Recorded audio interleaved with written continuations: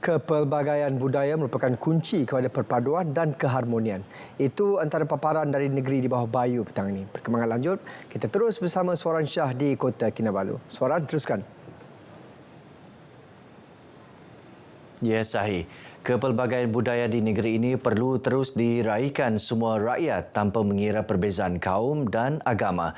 Ketua Menteri Datuk Seri Panglima Haji J. Noor berkata, kepelbagaian dalam aspek budaya antara faktor yang membolehkan rakyat hidup bersatu padu dan aman. Jelasnya keunikan dan kehebatan Sabah menjadi contoh kepada negeri lain. Datuk Haji J menyatakan demikian ketika berucap merasmikan sambutan Pesta Tanglung Tuaran. Dalam perkembangan lain, Datuk Haji J menyeru agar rakyat negeri ini menyokong Kerajaan Gabungan Rakyat Sabah GRS Pakatan Harapan PH+ untuk terus membangunkan negeri ini. Beliau yang juga pengerusi GRS menjelaskan pihaknya telah merancang dan melaksanakan pelbagai program untuk meningkatkan ekonomi rakyat dan negeri ini. Ini termasuklah memberi tumpuan kepada aspek pendidikan dan modal insan. Penubuhan Jawatan Kuasa Khas Status Kewarganegaraan dan Pasukan Petugas Khas JKKSK diyakini dapat menangani isu penduduk tanpa dokumen pengenalan diri di negeri ini.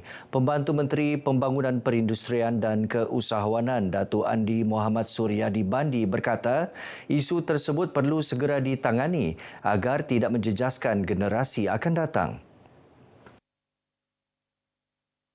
Jawatan kuasa ini boleh mengenal pasti dan juga menyelesaikan masalah yang telah lama berlaku ni, tetapi kaedah penyelesaian yang tuntas belum lagi dapat dicapai. Kerana kalau kita tidak selesaikan hari ini, kita akan bawa masalah ini kepada generasi seterusnya. Yang sudah pasti, bilangan yang ada di Sabah ini sangat membimbangkan. Beliau yang juga ahli Parlimen Kalabakan ditemui pemberita selepas merasmikan program Jiwa Merdeka Bebas Dadah di Sekolah Kebangsaan Tanjung Batu Tawau. Terdahulu dalam ucapannya, Datuk Muhammad Suryadi berkata, kemakmuran negara bermula daripada kemakmuran diri sendiri yang bebas dari pengaruh gejala tidak sihat, terutamanya ketagihan dadah. Justru adalah penting pihak sekolah menganjurkan program sambutan Hari Kebangsaan bagi memupuk semangat cintakan negara, memahami sejarah, memastikan generasi muda memahami makna dan nilai kemerdekaan dalam pelbagai aspek. Baru-baru ini, Ketua Menteri Datuk Seri Panglima Haji J. Noor mengumumkan penubuhan JKKSK yang diluluskan Kabinet Negeri dalam mesyuarat pasca Kabinet Jabatan Ketua Menteri.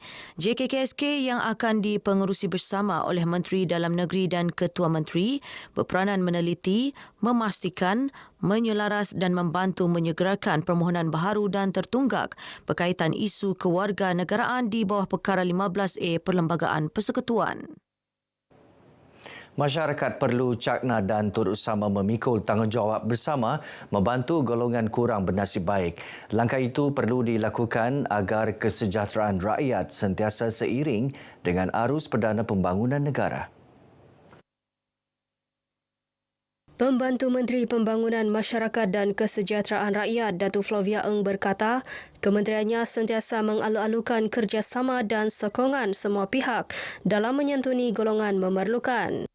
Kita perlu mempunyai satu kesedaran. Membantu itu, kita tidak rugi jika membantu dengan kasih sayang lahirnya daripada hati kita. Kita betul-betul membantu mereka yang memerlukan, yang sangat memerlukan. Itu kita sarankanlah kepada masyarakat kita sendiri. Datuk Flavia turut mengingatkan masyarakat kepentingan perpaduan dalam menjamin dan mengekalkan kestabilan dalam negara. Beliau ditemui RTM selepas merasmikan program Jeraya Waras Sentuhan Sayang Anjuran Pertubuhan Kebajikan Islam Sabah Perkis di Dewan Milian Kinabatangan. Sementara itu, Pegawai Khas kepada Ketua Menteri Muhammad Ismail Ayub berkata, pihaknya akan sentiasa memberikan kerjasama kepada mana-mana pihak untuk membantu golongan memerlukan. Ini adalah perlu untuk kita sama-sama memantapkan lagi usaha sama di antara kita kerjasama, bukan saja di antara NGO tapi juga di antara NGO dan juga pihak-pihak kerajaan. Dan sudah tentu saya memberikan 100% kerjasama di atas usaha murni yang telah dibawa oleh badan-badan kebajikan dan juga NGO-NGO yang lain. Kita mahu mengeratkan hubungan silaturahim lah peringkat kepimpinan dan masyarakat. Khususnya kita di peringkat perkes ini itu kita punya antara agenda lah. Kementerian Pelancongan, Kebudayaan dan Alam Sekitar dicadang memasukkan program pertandingan lorong dan jambatan berhias Kampung Sim-Sim Sandakan dalam kalender tahunan pelancongan negeri dan pelancongan daerah Sandakan. Ahli Dewan Undangan Negeri Tanjung Papat, Datuk Frankie Pun Ming Fung berkata, program yang dianjurkan sempena Hari Kebangsaan dan Hari Malaysia sejak tahun 2019 itu berupaya menjadi tarikan pengunjung dalam dan luar negara. Selain membantu dalam pertumbuhan sektor pelancongan dan menjana pendapatan komuniti setempat, program tersebut sekaligus mengangkat Kampung Sim-Sim sebagai pusat pelancongan baharu di daerah Sandakan.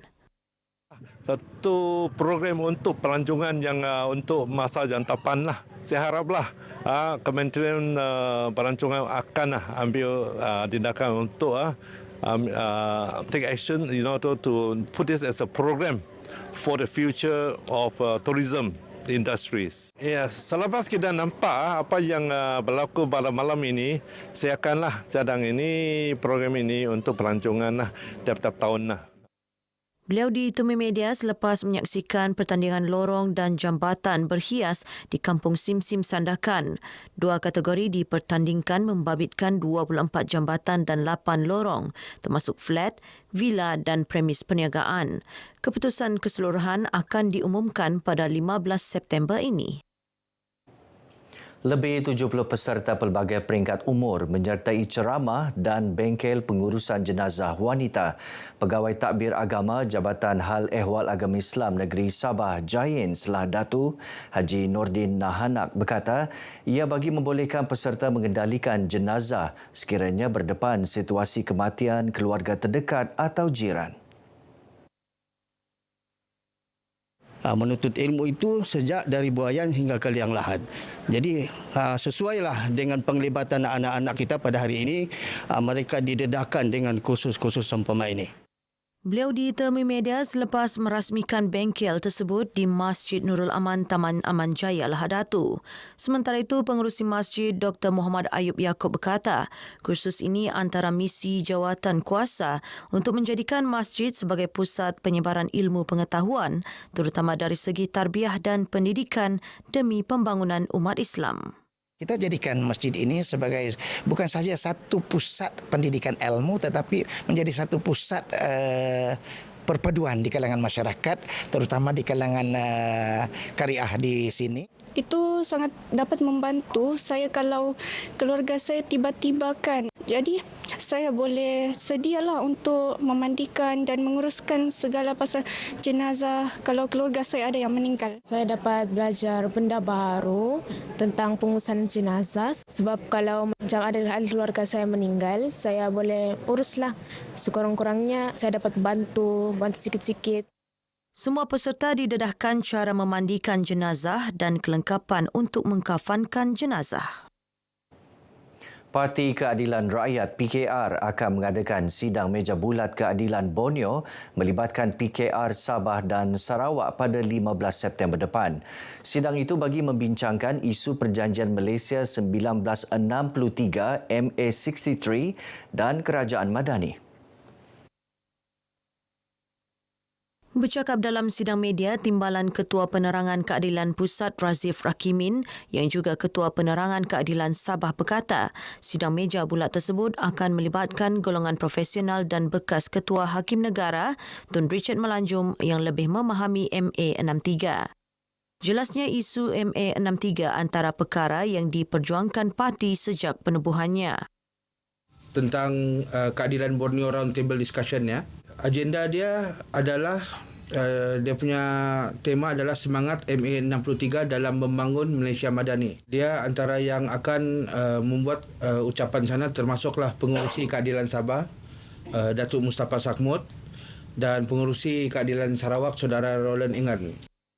Perdana Menteri Datuk Seri Anwar Ibrahim dijadual hadir mesyuarat Majlis Tindakan Pelaksanaan Perjanjian Malaysia 1963 pada 12 September ini. Sementara itu, Angkatan Muda Keadilan AMK memaklumkan Konvensyen Angkatan Muda Keadilan Zon Borneo akan diadakan pada 21 September. Baik saudara, sekian perkongsian dari negeri di bawah Bayu. Kembali bersama Sahi untuk lebih banyak perkembangan semasa dalam negara. Malaysia Madani, Jiwa Merdeka. Silakan Sahi. Terima kasih Suaran.